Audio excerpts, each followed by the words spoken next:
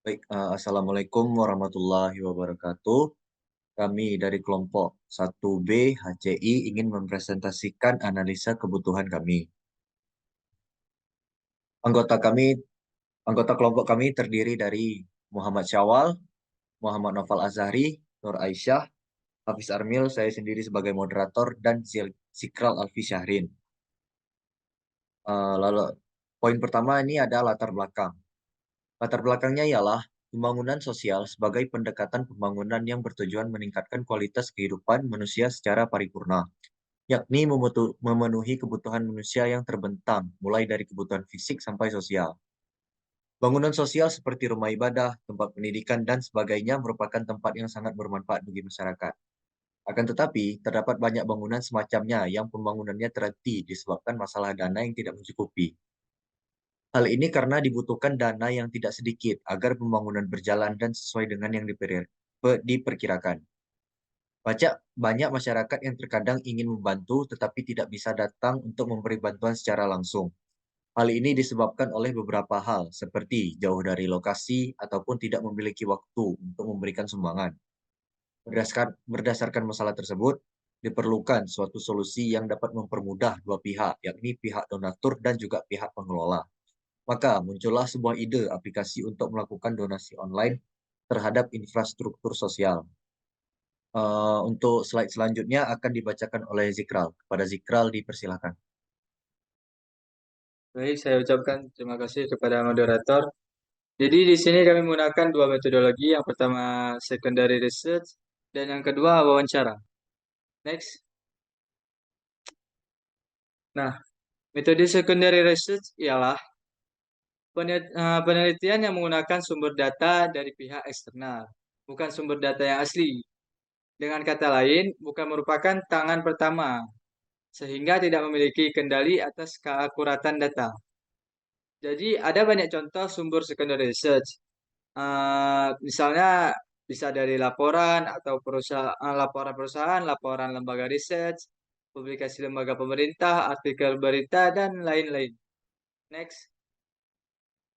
Metodologi yang kedua yaitu wawancara. Jadi wawancara itu ialah eh, pada penelitian ini tim kami melakukan wawancara terhadap dua kelompok user, yaitu yang pertama donatur dan yang kedua pengelola bangunan. Jadi saat melakukan wawancara, kami mengajukan beberapa pertanyaan kepada narasumber terkait pengalaman donatur saat melakukan sumbangan beserta pengelola bangunan dalam pengumpulan dana yang disumbangkan oleh masyarakat. Dan jawaban yang diberikan oleh narasumber tersebut akan dievaluasi kembali untuk mendapatkan sumber terbaik untuk penelitian. Sekian, terima kasih. Saya kembalikan kepada moderator. Baik, terima kasih pada Zikral. Untuk slide selanjutnya akan dibacakan oleh Aisyah. Pada Aisyah dipersilakan.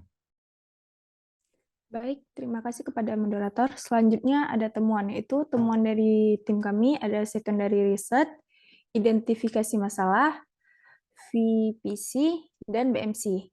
Next.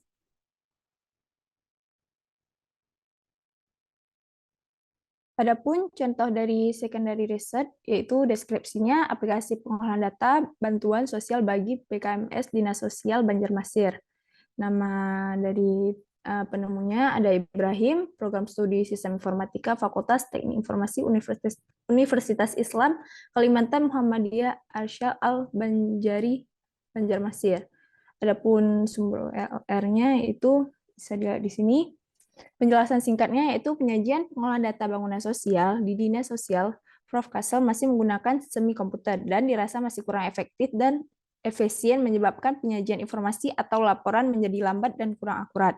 Selain itu, tidak adanya sistem keamanan membuat data-data yang berkaitan dengan data bantuan sosial di Dinas Sosial menjadi tidak aman dan juga rawan akan tindakan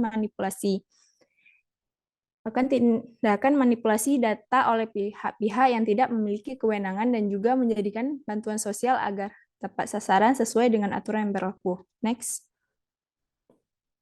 Selanjutnya contoh kedua yaitu dari Benih Baik. Ini merupakan sebuah aplikasi yaitu Yayasan Benih Baik Indonesia Adapun penjelasan singkatnya, Benih Baikkom merupakan wadah penggalang dana untuk membantu saudara-saudara yang membutuhkan uluran tangan. Melalui aplikasi Benih Baikkom dapat membuat kebaikan hanya dengan satu sentuhan.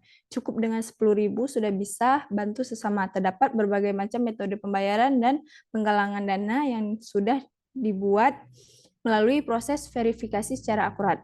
Baik, saya serahkan kembali kepada moderator. Terima kasih kepada Aisyah. Untuk slide selanjutnya akan dibacakan oleh Syawal. Pada Syawal dipersilahkan. Baik, terima kasih. Selanjutnya adalah aplikasi Kitabisa, donasi, zakat, dan wakaf. Nama usernya adalah kitabisa.com. Sumber URL-nya bisa dilihat di tampilan. Penjelasan singkatnya adalah Kita bisa merupakan aplikasi untuk berdonasi secara online dan berzakat secara rutin dengan mudah dan cepat. Aplikasi ini memungkinkan untuk berdonasi menggunakan e-wallet seperti GoPay, Dana, ShopeePay, dan link aja. Selain itu, dapat juga menggunakan transfer via bank. Aplikasi Kita Bisa dapat memantau catatan donasi dan zakat dengan menggunakan fitur donasi saya serta user dapat memilih ribuan gelangan dana dari individu maupun lembaga nasional atau NGO. Contohnya adalah donasi medis, donasi pendidikan, donasi sarana umum, donasi bencana, alam, dan lainnya. Next. Selanjutnya adalah identifikasi masalah. Yang pertama adalah kesadaran masyarakat dalam menyumbang kurang. Yang kedua, kurang paham sumbangan yang terkumpul disalurkan kemana. Yang ketiga, tidak mempunyai waktu luang untuk menyumbangkan secara langsung. Next. Selanjutnya adalah Value Proposition Canvas atau VPC. Yang pertama adalah VPC dari donatur. VPC sendiri ada dua bagian. Yang pertama Value Proposition, yang kedua Customer Segment. Di bagian Value Proposition terdapat produk and service, yang dimana terdapat pendataan bangunan yang sedang berlangsung pembangunan, kemudian menerima dana sumbangan dan diproses untuk pembangunan, dan dokumentasi mengenai proses pembangunan. Selanjutnya adalah bidang gain. Gain eh, gain creator, yaitu mencari tahu informasi sumbangan dari media sosial. Yang kedua, donasi menggunakan e-wallet. Yang ketiga adalah menyisihkan uang secara rutin supaya dapat menyumbang. Dan bagian yang ketiga adalah pain reliever, yaitu donasi yang terpercaya dengan menyediakan bukti yang valid, meminta tolong kepada kerabat keluarga untuk melakukan donasi. Yang ketiga adalah mencari informasi dari beberapa sumber seperti koran, medsos, dan lainnya. Selanjutnya adalah bagian customer segment. Ada tiga bagian. Yang pertama adalah gain, yaitu sering melakukan sumbangan, mudah melakukan donasi di mana saja, mengetahui informasi pengunipan dana. Yang kedua adalah pain, tidak terlalu yakin sumbangan tersalur dengan baik, kurang informasi mengenai penampungan sumbangan, tidak ada waktu untuk memberi sumbangan secara langsung. Dan yang terakhir adalah customer job, yaitu mencari informasi donasi, menghubungi pengelola bangunan, menyiapkan sejumlah uang yang ingin disumbang, yang terakhir datang ke tempat secara langsung untuk menyumbang. Sekian, saya kembalikan kepada moderator. Terima kasih kepada Syawal. Untuk slide selanjutnya akan dibacakan oleh Zahri. Kepada Zahri dipersilahkan. Terima kasih kepada moderator. Jadi pada bagian ini adalah VPC untuk pengelola bangunan. Yang pertama terdapat customer segment. Customer segment ini yaitu adalah dari segi customer-nya itu. Yang pertama terdapat gains. Gains sendiri menjelaskan manfaat ataupun yang diharapkan oleh pengguna ataupun harapan dari konsumen untuk bahasa mudahnya.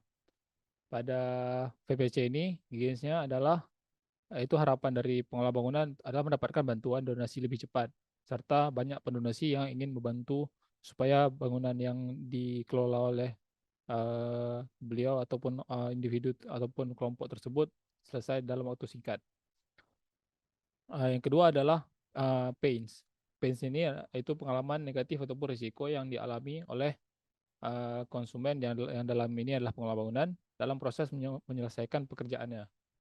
Untuk pains yang kami temukan ini yaitu pertama ada takut data disalahgunakan, yakni data yang diberikan oleh pengelola bangunan takut disalahgunakan oleh orang-orang yang tidak berwenang ataupun tidak bertanggung jawab. Yang kedua adalah dana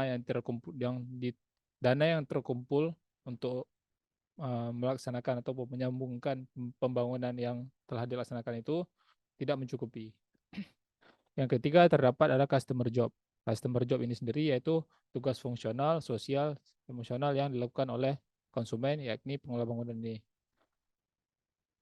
Customer job yang terdapat pada pengelola bangunan yaitu adalah menyebarkan selembaran informasi bangunan supaya para para masyarakat ataupun orang-orang umum dapat mengetahui bahwa sedang ada pembangunan yang dilakukan. Yang kedua adalah mencari sumbangan di toko-toko dan warung. Dan yang ketiga adalah datang ke tempat orang yang ingin berdonasi. Yang bisa dilihat ini adalah hal-hal yang bisa sering kita lihat dilakukan oleh pengelola bangunan untuk mengumpulkan dana agar dapat menyelesaikan pembangunan yang mereka kelola. Yang bagian kedua terdapat yaitu value proposition. Di value proposition ini juga terdapat 3 bagian, yaitu adalah produk dan service, gain creators, dan pain relievers. Untuk pertama sekali yaitu ada produk dan service, yaitu dapat dilihat ini adalah mengelola data bangunan dan mengupdate informasi mengenai bangunan yang sedang diproses.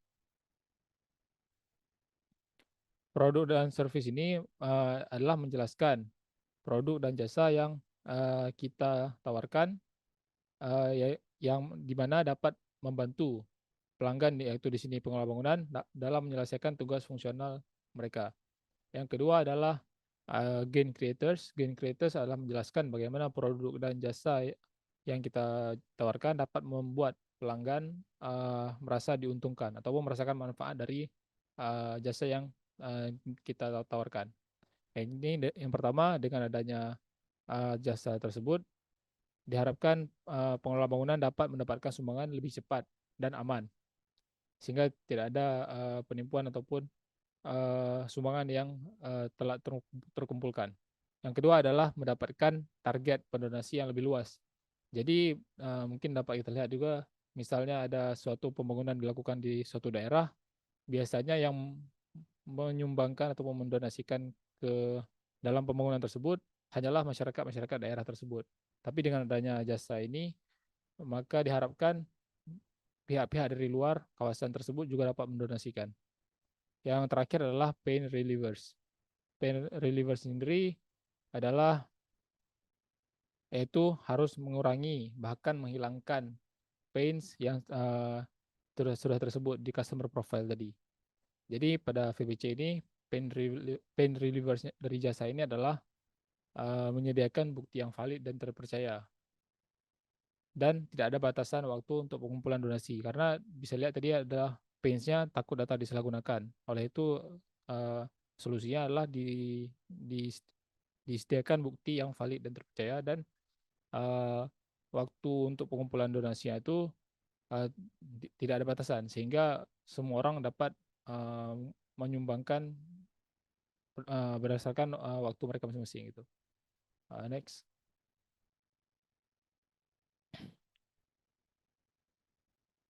Di sini adalah BMC, itu Business Model Canvas dari jasa yang kami tawarkan, yaitu ada yang pertama key partner. Key partner sendiri adalah rekan kerja ataupun yang berhubungan dengan bisnis kami, itu terdapat Dinas Pekerjaan Umum, Dinas Sosial, donatur, jasa e-wallet, dan investor. Untuk yang kedua adalah key activities, yakni antara yang aktivitas yang kami lakukan dari jasa ini, yaitu pertama mendata sumbangan yang terkumpul, mendata pembangunan yang sedang berjalan, dan mendata dana yang sudah terkumpul dari pengumpulan dana yang dibuka tersebut. Untuk key resource ataupun hal yang penting dari jasa kami ini, yang pertama ada aplikasinya sendiri, yaitu Beginner Money Box, dan ada customer service, yakni melayani aduan ataupun saran-saran dari para customer, dan yang ketiga ada platform. Seterusnya ada value proposition, yaitu nilai-nilai seterusnya ada value proposition, yaitu aplikasi ini berjalan dan beroperasi selama 24 jam dan menyediakan donasi untuk pembangunan infrastruktur, serta akhir sekali user dapat menggunakan informasi ataupun mendapatkan informasi mengenai bangunan infrastruktur sosial yang belum terselesaikan. Dan untuk customer relationship sendiri, antara kelebihan aplikasi ini supaya para pelanggan ataupun user lebih tertarik menggunakan aplikasi ini, yaitu aplikasi ini dapat digunakan dengan sendirinya, yaitu tidak perlu ada bantu orang lain, dan aplikasi ini juga mudah digunakan sehingga para user yang baru pun dapat memahami dengan lebih baik. Untuk channelnya sendiri, bagaimana aplikasi ini disebarkan ke setiap orang ataupun ke masyarakat umum, yaitu melalui sosial media, dari mulut ke mulut, serta aplikasi ini juga tersedia di aplikasi Play Store dan App Store, sehingga mudah didapatkan oleh masyarakat. Yaitu seterusnya ada customer segment. Nah, itu terdapat pengelola bangunan dan donatur. Ini adalah segmen konsumen ataupun user yang akan menggunakan aplikasi ini. Untuk cost structure-nya sendiri, yaitu kami menggunakan pengeluaran yang dilakukan dari jasa aplikasi ini, yaitu kepada admin, pemeliharaan sistem, dan biaya pemrosesan untuk pembayaran. Untuk revenue stream, yaitu hal yang kami dapatkan kembali ataupun keuntungan yang kami dapatkan berasal dari iklan. Sekian dari presentasi saya. Saya kembalikan kepada moderator. Baik, terima kasih kepada Zahri. Sekian presentasi kelompok kami hari ini. Lebih dan kurang kami mohon maaf. Saya akhiri. Assalamualaikum warahmatullahi wabarakatuh.